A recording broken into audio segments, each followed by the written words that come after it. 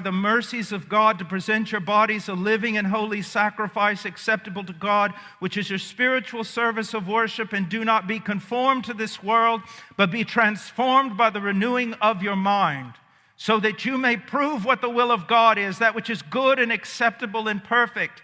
He says, therefore, I urge you, brethren. There is one thing that I see over and over missing in all these expositors. When I come to church, I don't want to hear a New Testament class. I want to hear preaching. I want to see a man who has life and death painted on his face. I want to have the great matters of eternity set before me. I want to be urged. I want to be begged. I want to be pleaded with, because the subject matter is worthy of it.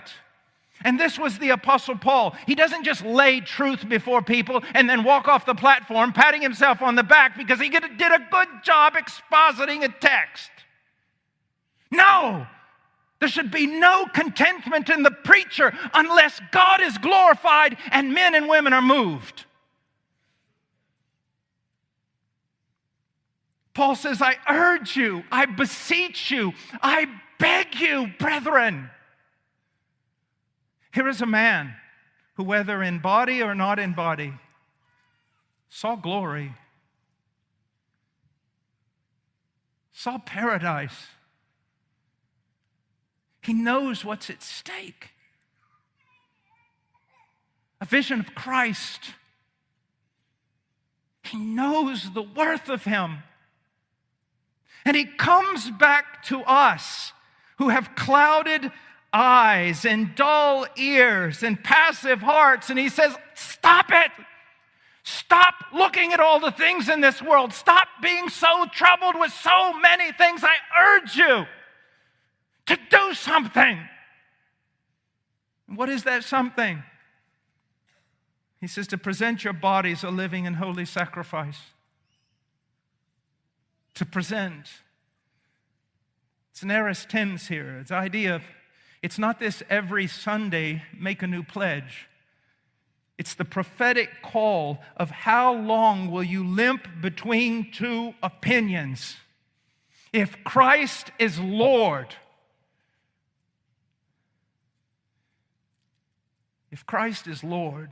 then once and for all, offer yourself. Once and for all, stand. Especially you men, stand.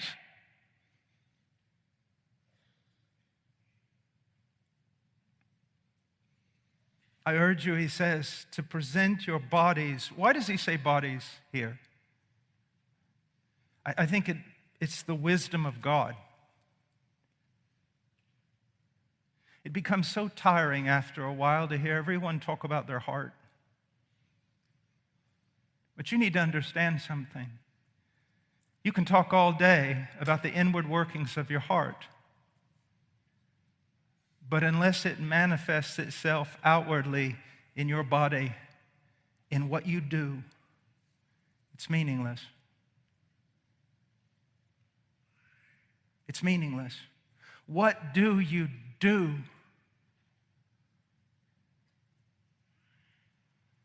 Church, listen to me. We're not standing here at the end of an era. No. It's time to go on and go on and go on. There is so much right here, so much more that can be done here. So much work to be done to take the gospel to the nations, to take the gospel to this nation. So much to be done in Bible translation.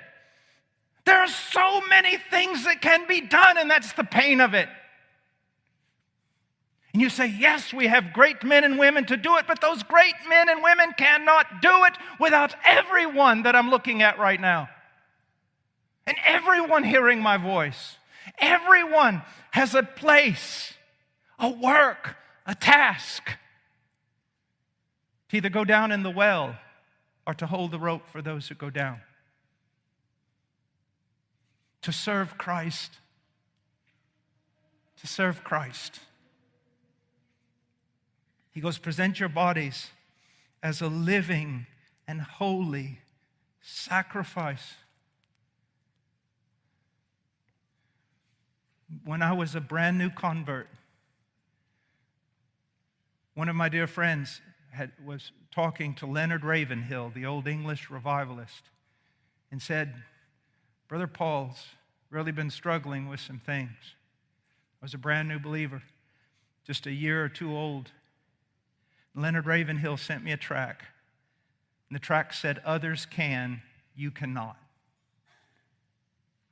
And what that tract basically said was this: yes, others can play with the world, others can walk hand in hand with the world, others can live trivial lives and play trivial games, but if you want to be an instrument of God, you cannot. The Christian life does not begin with what you do. It begins with what you don't do. Because if you don't turn away from some things, it doesn't matter what you do on the other side. It doesn't matter if you take a shower 5 times a day, if 7 times a day you fall back into the cesspool. We are a people called by God. Do you see that? We have been called out of this world, out of its moral filth, out of its moral decay. We have been called out of its trivial, the trivial that it does. Playing with marbles, wasting its life until it finally crawls into the grave, no wiser than when it started.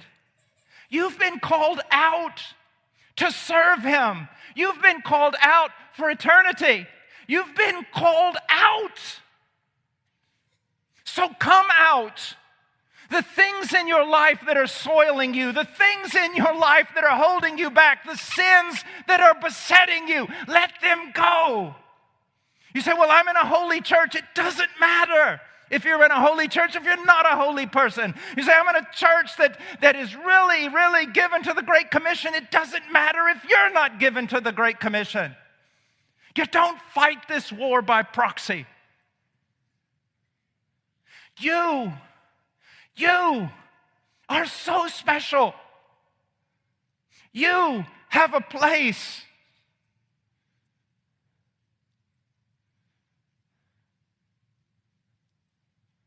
You have a place. Come out. Not just leaving immorality behind, but leaving the trivial behind. So much wasted time. So much looking and looking and looking. No. That's not for you. As wine is to be given for those who have no hope, let those things be given to people who have no hope. But you have hope of eternal life and eternal glory and of eternal purpose. Awake, sleeper, and arise. Come out from among them. He has called you to be sons and daughters. You were born in Zion. Your name is inscribed in the book. Come out and join forces with those who labor, with those who suffer, with those who cry, with those who fight.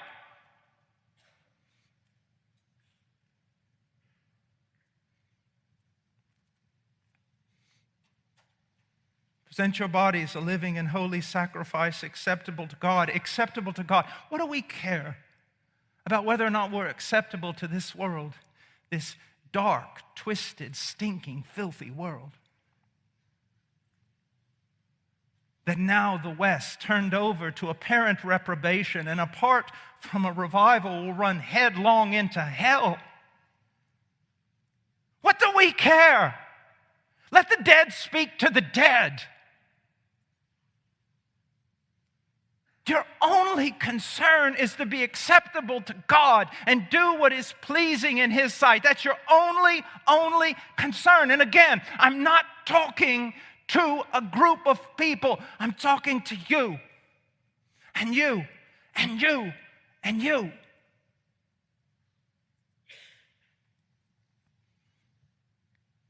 Acceptable to God, which is your spiritual service of worship. The word can also mean rational. I remember one time dealing with, there was an atheist that had been brought to me by a person who claimed to be a Christian but lived in continuous carnality, wanted me to witness, and I just stopped and I said, you know what, I have more problems with you than I have with the atheist. And they said, how can you say that? I said, because he's consistent. He's immoral. And that's consistent with what he says he believes. There is no God. There is no absolute truth. He can run on instinct. And at least I have to applaud his logic. But you have no rationality to you. You're a walking contradiction. If Jesus Christ is Lord to you, and He is, but if you claim to be aware of it, that He is your Lord, you acknowledge Him as Lord, well, there's an issue there. It's called sovereignty. Lords are sovereign, and they reveal their sovereign will through certain decrees. This book, the most rational thing you can do is give your life away. Jim Elliot, he is no fool to give up that which he cannot keep, to gain that which he can never lose. That's not just for missionaries. That's for everyone. Everyone sitting here. Everyone hearing my voice, please, I urge you, I beg you, I plead with you. Now you say, Brother Paul, I understand this. I understand. But the motivation, Brother Paul, I understand. I want to be more. But the motivation, Paul deals with that here in verse 1. Therefore, I urge you, brethren, by the mercies of God. What is he saying? He is telling the Romans that the most rational thing they can do is give themselves lock, stock, and barrel to God. He's telling them to give away the most precious thing they possess. Even Satan told the truth on this one. When he destroyed every one of Job's possessions and relations and everything else, and Job remains faithful, and then Satan comes back and says, let me touch his body.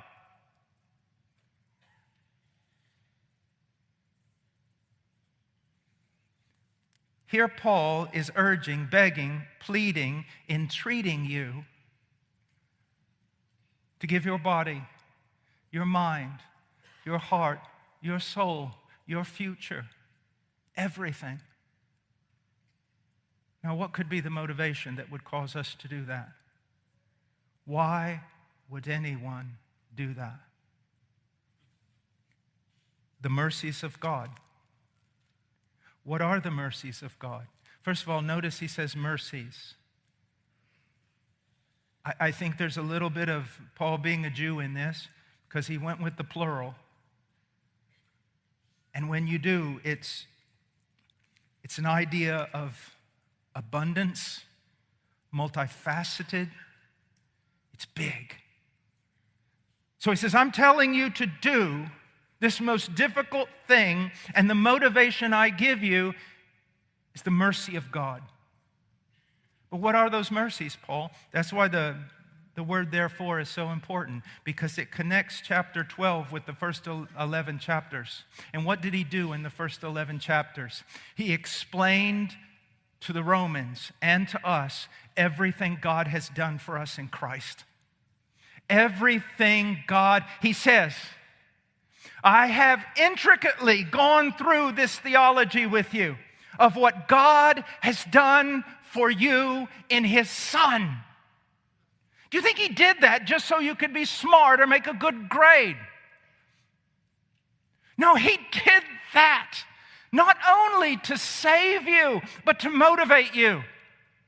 From where does motivation come? Let's go back to Daniel, remember? Those who know their God. And what's the best place to know God? In Christ. And what's the best place to know Christ? In his cross. In his cross.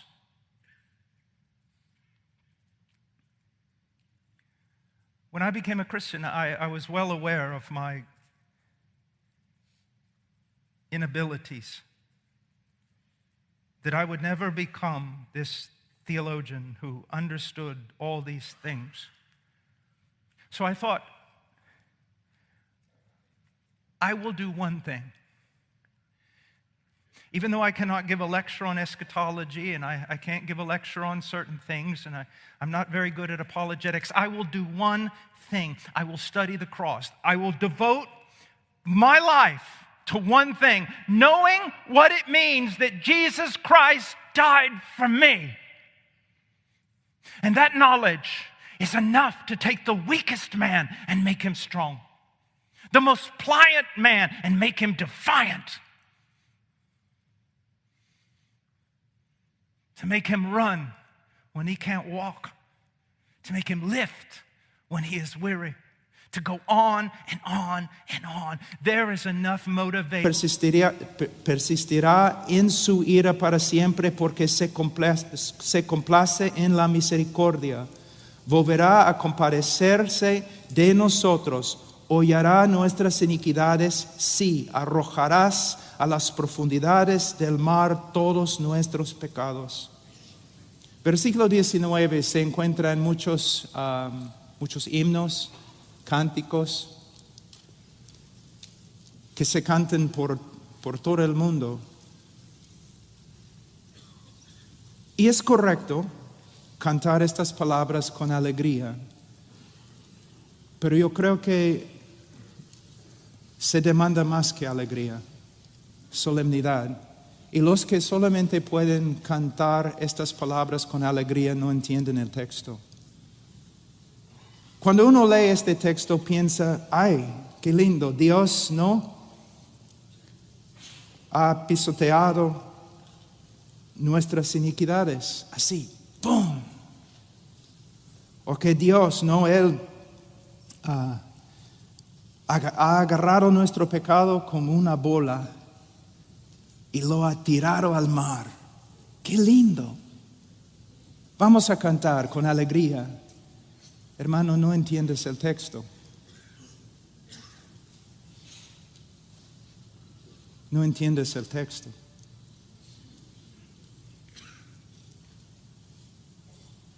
Dios agarró nuestro pecado y imputó nuestro pecado a su Hijo y pisoteó su Hijo bajo su ira.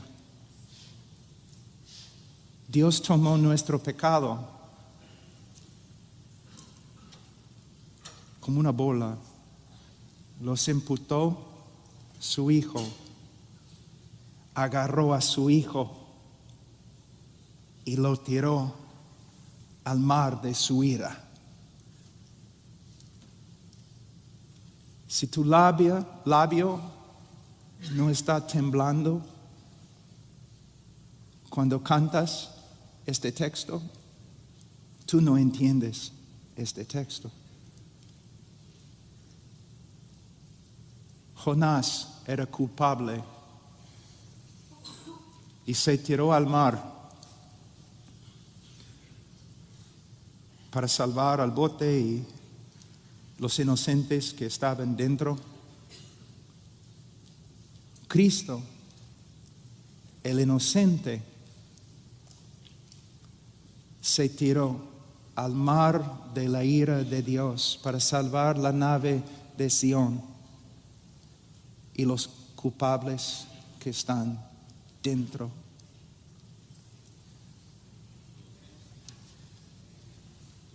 Cuando yo tenía como 27 años, algunos profesores, 24 años, algunos profesores me preguntaron: Pablo, ¿quieres estudiar tu PhD?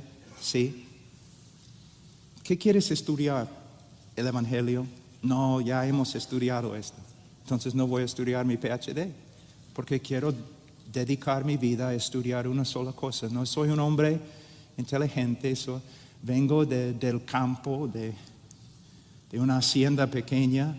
No soy súper inteligente, no soy académico, no puedo estudiar todo en la Biblia. Entonces voy a dedicarme a estudiar una sola cosa: el Evangelio. ¿Qué hizo mi Señor por mí? Ahora,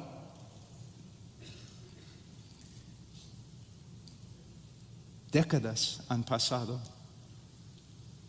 Muchas veces 3, 4, 5, 7, 8, 16 horas al día. Dios sabe que no estoy mintiendo. Yo no entiendo mucho acerca de la escatología, aunque probablemente debo saber más.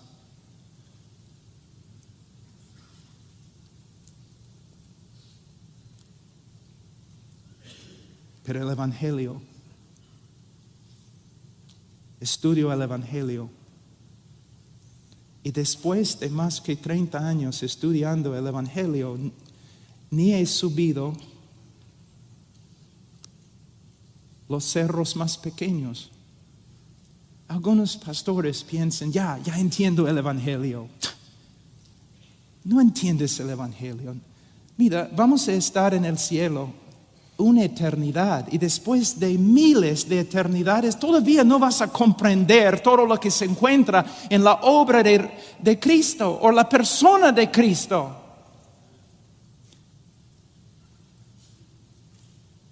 Cuando vemos lo que Él hizo en la cruz, cuando crecemos en nuestro conocimiento de verdad, la transacción, lo que sucedió ahí cuando murió, es absolutamente increíble. Varios, aún jóvenes, vienen a mí y dicen que falta motivación y no saben dónde sacar la energía y la fuerza para seguir adelante. Es porque no están estudiando lo que deben estudiar.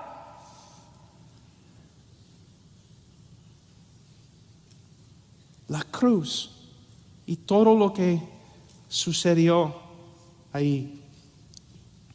Ahora, vamos a volver un ratito a Romanos.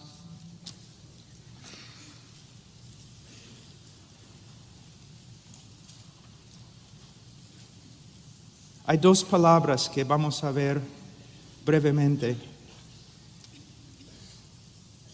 Siendo justificados gratuitamente por su gracia por medio de la redención que es en Cristo Jesús. Hermanos, a veces yo me enfermo durante tiempos de alabanza. Cuando yo veo a los cristianos tan felices usando la palabra redención o Cristo como rescate, de verdad, con gozo está bien, pero fíjense lo que están diciendo. Él pagó el precio. Él compró nuestra libertad con su sangre. Con su sangre. Redención denota la liberación de un prisionero, un cautivo, un esclavo, por medio de pagar un rescate, por medio de pagar un precio. ¿Y cuál fue el precio? La sangre preciosa de Cristo. Pero hermanos, no es suficiente decir la sangre preciosa de Cristo y dejar de hablar. No es suficiente, especialmente en el mundo latino. Y mi familia viene de Croacia y los croatas son aún más católicos que ustedes. En la Iglesia Católica, la muerte de Cristo ha llegado a ser como algo romántico. Él murió como mártir. Y cuando vemos la cruz debemos decir, ay, qué pena, pobre Jesucito, que sufrió tanto. O aún los predicadores evangélicos, cuando hablan del precio que Cristo pagó, solamente hablan de sus sufrimientos físicos. No, de hecho, los sufrimientos físicos, especialmente a las manos de los gentiles, los paganos, eran parte de la maldición y lo que él tenía que sufrir. Pero si somos salvos, no somos salvos porque los romanos golpearon a Jesús.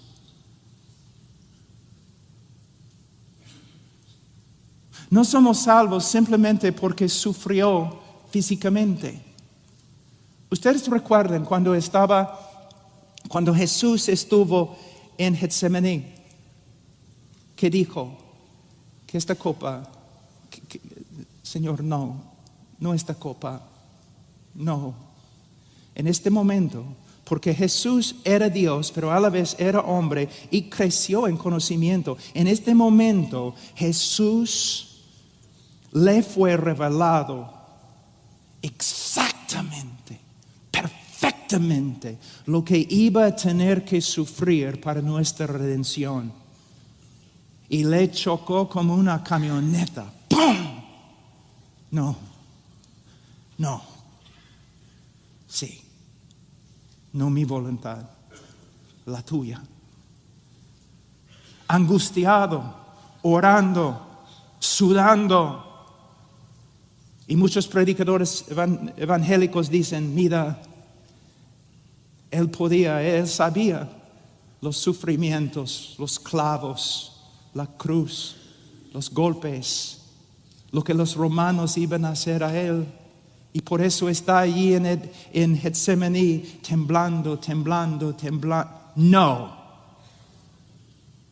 ¿Cómo puede ser que cuando nosotros leemos los libros de la historia de los mártires, ¿no? Muchos de los mártires fueron crucificados, al revés, algunos después de crucificarlos, ¿no? Prendidos para que mueran así con fuego. Pero en las historias leemos que ellos fueron a la cruz cantando, como hombres, con coraje, hasta con gozo.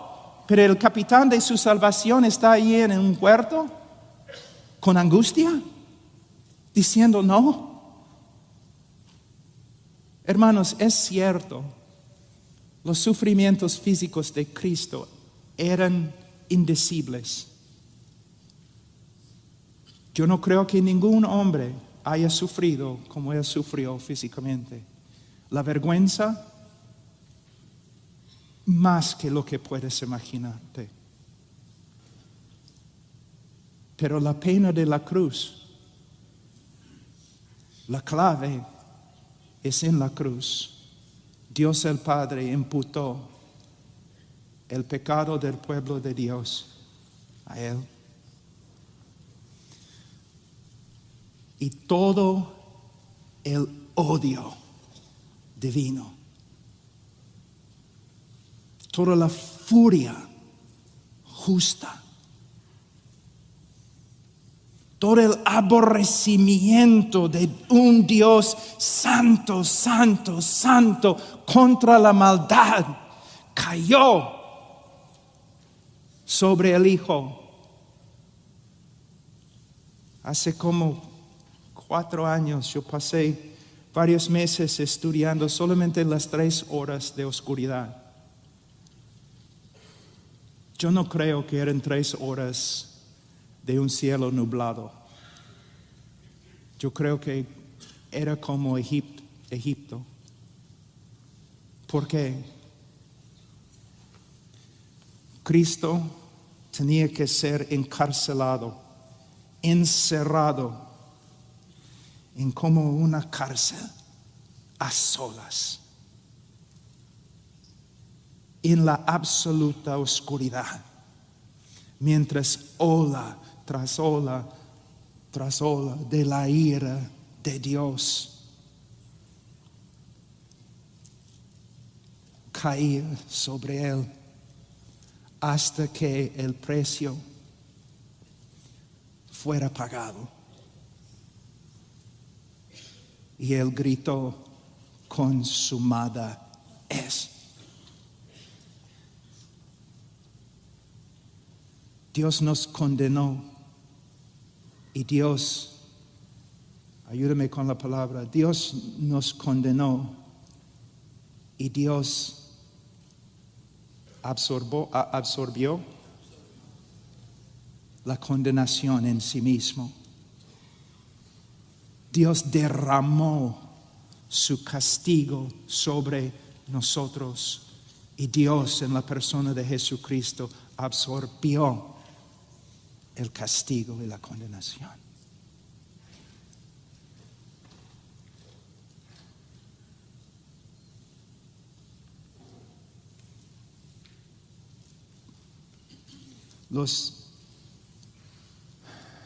De nuevo, quizás van a tener que ayudarme.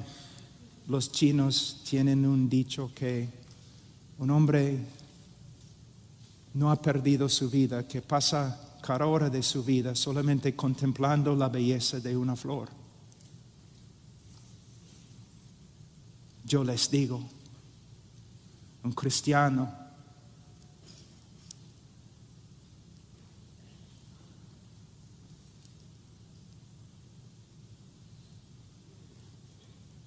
no ha malgastado su vida, habiendo dedicado su vida a simplemente contemplar la cruz del Calvario. ¿Por qué algunos hermanos y hermanas en la historia de la iglesia son tan excepcionales?